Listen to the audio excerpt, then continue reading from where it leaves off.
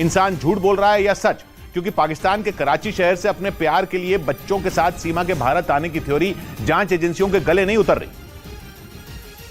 और इसी वजह से जांच एजेंसियां सीमा हैदर और उनके प्रेमी बताए जा रहे सचिन मीणा से पूछताछ में जुटी हैं। एक रोज पहले यूपी एटीएस ने करीब 7 घंटे तक सीमा, सचिन और सचिन के पिता नेत्रपाल से पूछताछ की और अगले दिन एक बार फिर यूपी एटीएस की टीम पूछताछ के लिए सीमा को लेकर निकल गई। सीमा हैदर को पूछताछ के लिए एटीएस की टीमें यहां से लेकर गई हैं। उनके साथ उसके 2 बच्चों को भी लेकर गई है। जांच एजेंसियों को शक है कि सीमा हैदर झूठ बोल रही हैं, क्योंकि पूछताछ के दौरान उन्होंने कई सवालों के संतोषजनक जवाब नहीं दिए। इसी वजह से पुलिस सूत्र ये दावा कर रहे हैं कि यूपी एटीएस सीमा का पॉलीग्राफ टेस्ट करवा सकती है। इस बीच पाकिस्तान के कराची शहर की रहने वाली सीमा हैदर के पड़ोसियों ने कैमरे के सामने उनकी पूरी सच्चाई से पर्दा उठा दिया। पड़ोसियों का दावा है कि सीमा काफी वक्त से भारत जाने की तैयारी में जुटी थी, जिसकी भनक तक उन्होंने किसी को नहीं लगने दी।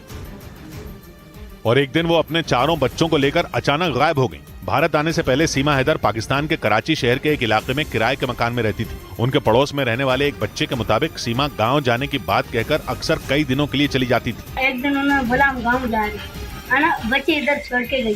3-4-8 दिन के बाद आई। पड़ोसियों का कहना है कि सीमा ऑनलाइन गेम पबजी खेलती थी, लेकिन किसी को यह नहीं पता था कि वो प्यार की खातिर भारत चली जाएंगी। हम 1 महीना पहले यहाँ शिफ्ट हुए तो सीमा यहाँ से जा चुकी थी। पाकिस्तान के मीडिया के मुताबिक उस इलाके में रहने वाले एक बच्चे को सीमा का एक मोबाइल फोन भी मिला था। दावा है कि उस फोन में सीमा और उनके प्रेमी बताए जा रहे सचिन की कुछ तस्वीरें भी मौजूद थीं।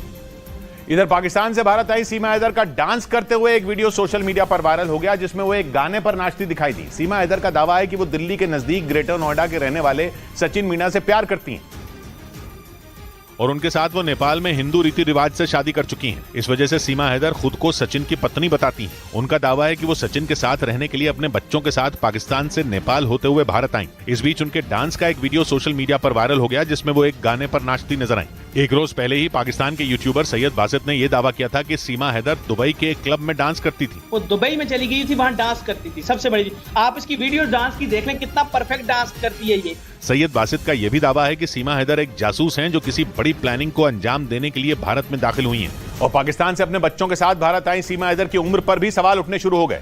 पुलिस एफआईआर के मुताबिक 4 जुलाई को गिरफ्तारी के दौरान पुलिस को सीमा के 2 पासपोर्ट मिले थे, जिनमें एक पासपोर्ट पर सीमा जबकि दूसरे पर सीमा हैदर जैदी नाम लिखा है। इसके अलावा उनके पास से पाकिस्तान का फैमिली रजिस्ट्रेशन कार्ड भी मिला। और सूत्रों के मुताबिक पुलिस को जो दस्तावेज मिले उनसे सीमा हैदर की उम्र पर सवाल उठने लगे, क्योंकि हर दस्तावेज में उनकी उम्र अलग है। इस वक्त वो खुद को 27 साल का बताती हैं, जबकि पाकिस्तान के मीडिया के मुताबिक सीमा ने 15 फरवरी 2014 को गुलाम हैदर से शादी की थी और तब उन्होंने अपनी उम्र 20 साल बताई थी। उस हिसाब से इस वक्त सीमा हैदर की उम्र 29 साल होनी चाहिए। इसके अलावा पाकिस्तान में बना सीमा का एक पहचान पत्र भी सामने आया, जिसमें उनकी जन्म तारीख 1 जनवरी 2002 लिखी दिखाई दी। और अगर ये दस्तावेज सही है तो इस समय सीमा हैदर की उम्र 21 साल होनी चाहिए। और सूत्रों के मुताबिक जांच एजेंसियों की नजर सीमा हैदर के पास से मिले मोबाइल फोन पर टिक गई। पुलिस एफआईआर के मुताबिक 13 मई को भारत आने के बाद सीमा करीब 1.5 महीने तक दिल्ली के नजदीक ग्रेटर नोएडा के रबुपुरा इलाके में सचिन की पत्नी बनकर रही, लेकिन जब कोर्ट में शादी करने के लिए उन्होंने वकील से संपर्क साधा तो बात पुलिस तक पहुंच गई, जिसके बाद 4 जुलाई को सीमा, सचिन और सचिन के पिता नेत्रपाल को गिरफ्तार कर लिया गया। पुलिस एफआईआर के मुताबिक गिरफ्तारी के बाद सीमा के पास से कई दस्तावेज और 4 मोबाइल फोन बरामद किए गए। और आरोप है कि गिरफ्तार होने से पहले सीमा ने अपने मोबाइल फोन से डेटा डिलीट कर दिए थे, जिससे जांच एजेंसियों का शक उन पर गहरा गया। सूत्रों के मुताबिक जांच एजेंसियां इसीलिए सीमा हैदर का सच जानने के लिए उनके मोबाइल फोन से डिलीट व्हाट्सएप चैट और फोन नंबर हासिल करने में जुट गई। इसके अलावा पुलिस को सीमा के पास से कुछ वीडियो कैसेट भी मिले हैं। सीमा का दावा है कि उनमें उनकी शादी का वीडियो है, जिसकी जांच भी की जा रही है। और पुलिस सूत्रों के मुताबिक दिल्ली के नजदीक ग्रेटर नोएडा के रहने वाले सचिन मीणा से पहले भी भारत के कुछ लोगों से सीमा हैदर ने दोस्ती की थी। खबर यह भी है कि जिन लोगों से सीमा ने संपर्क साधने की कोशिश की उनमें ज्यादातर दिल्ली और उसके आसपास के इलाके के रहने वाले थे। और इसी वजह से यूपी एटीएस को शक है कि सीमा हैदर के भारत में घुसने का मकसद कुछ और है। पुलिस सूत्रों के मुताबिक सीमा हैदर ने सचिन से पहले भारत में रहने वाले कई लोगों से दोस्ती बढ़ाने की कोशिश की थी, जिनमें ज्यादातर लोग दिल्ली एनसीआर के रहने वाले थे। ये जानकारी तब सामने आई जब यूपी एटीएस की टीम ने सीमा हैदर से कई घंटे पूछताछ की। और पुलिस सूत्रों का दावा है कि पूछताछ के दौरान सीमा ने हर सवाल का नपातुला जवाब दिया। इस दौरान उनसे अंग्रेजी की कुछ लाइनें भी पढ़वाई गईं, जिन्हें सीमा ने आसानी से पढ़ दिया। यूपी एटीएस के सूत्रों का कहना है कि सीमा हैदर काफी तेज दिमाग हैं और इसीलिए उनसे राज उगलवाना आसान नहीं। और सूत्रों के मुताबिक सीमा हैदर केस की पड़ताल करने के लिए जांच एजेंसियां जल्द नेपाल जाएंगी। पुलिस एफआईआर के मुताबिक 10 मई को सीमा अपने बच्चों के साथ पाकिस्तान से दुबई होते हुए नेपाल की राजधानी काठमांडू पहुंची थी, जहां उनके 2 अलग अलग होटल में 2 दिनों तक रुकने की खबर है।